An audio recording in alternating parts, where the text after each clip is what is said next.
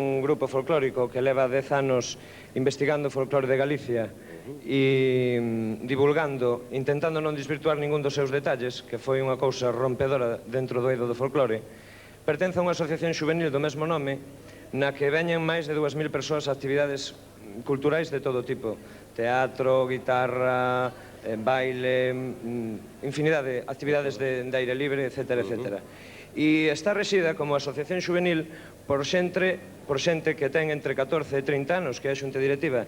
E eu penso que demostramos que a xente nova vale para algo máis que para facer outra serie de cousas. Estamos convencidos, vostedes van nos ver a continuación. Que é o que nos ides interpretar a continuación que vemos deleitar a toda Galicia? O que ides deleitar a toda Galicia? Bueno, é un maneo que é do Concello de Tordolla e se chama Maneo de Anxeriz.